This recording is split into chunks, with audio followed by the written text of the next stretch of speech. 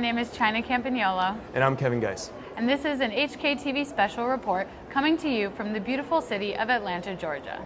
Today, we will be diving into the technological and scientific advancements of this fine city.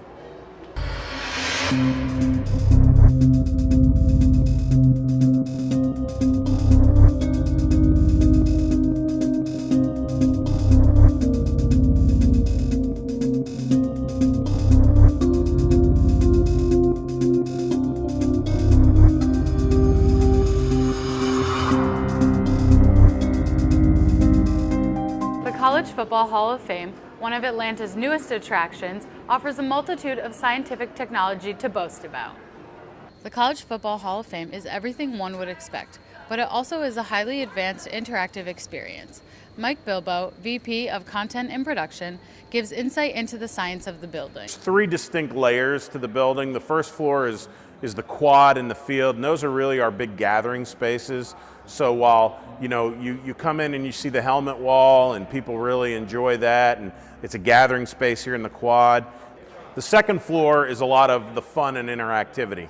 You're learning about the history of college football, but it's also a very interactive experience. The third floor is the reason we're all here. It's the Hall of Fame. The big thing that we have here is RFID technology, which is a radio frequency identification technology. And when you come in, each guest gets a credential, and inside that credential is a chip with a unique number. That unique number is then married to the guest as the guest comes through the building. So a guest comes in, gives us their name, gives us their favorite school, and then gives us their email address. As they go through the building, guests are greeted by their name and by the logo of their favorite school, which is a very engaging piece, which people seem to really, really like. And the content changes as you go through the building, depending on what your favorite team is. And then when you get home, you're able to see the videos that you created, the audio clips that you created, and memories of your visit. You're able to download those and then share them socially. And that really honors the greats of the game, plus the ability for us to tell the story about why football matters to a lot of people and why the leadership skills that you learn from football.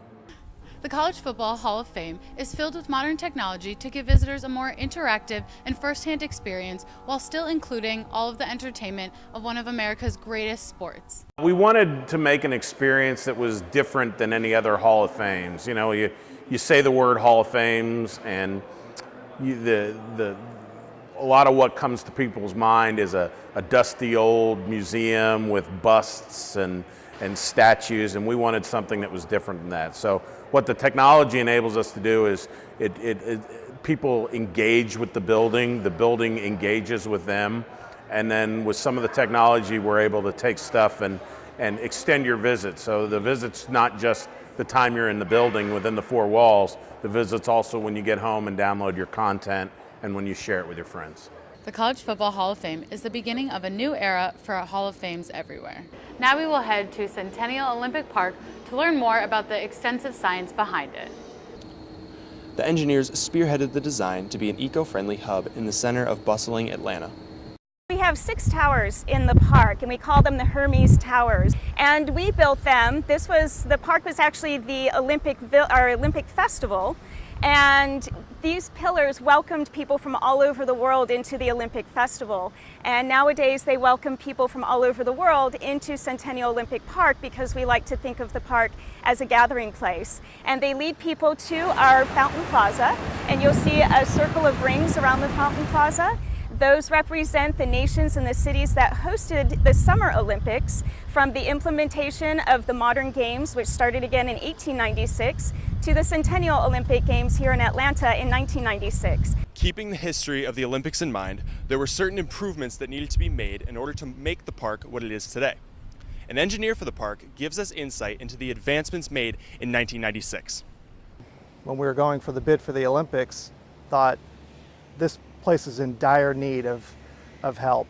It was a warehouse district, very underdeveloped, some crime, and what a special place to transform this into a meeting place, to really bring the world together. There's $2.5 to $3 billion of development as you look around this park, with Skyview with the museums, College Football Hall of Fame, aquarium.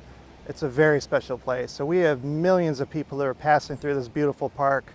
We do a tremendous number of events, very special events, and we truly see the world walk through this park each and every day. On the surface, the park may seem like a simple feat, but beneath the ground lies an irrigation system powering a state-of-the-art fountain display. So I'm Chris Sims. I'm the operation manager here at Centennial Olympic Park.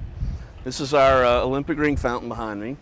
Most of the water you see drains back into a sump and is recaptured, so we're just basically recycling the same water over and over and over again for the fountain shows. We do treat it with chemicals so it's safe for people to be in it and around it. And that's monitored all day long with our fountain tech back there. You see him working behind me. Some of the other green technology we have is our irrigation system for the park. It's actually a smart control system. It actually monitors the amount of rainfall we get, the hydration that's in the ground, and adjusts the watering schedule as the grass needs it, instead of just blindly watering every day like a typical irrigation system would do. We're in the process of updating all our lighting here in the park to more energy efficient LED fixtures. So that's going to save us 2/3 of our power bill. Centennial Olympic Park was advanced for its day and continues to amaze all of its visitors with its science and beautiful architecture. That's all we have for this HKTV special report. Join us again next year as we take on sunny Anaheim, California. Have a great day, STN, and remember, stay classy.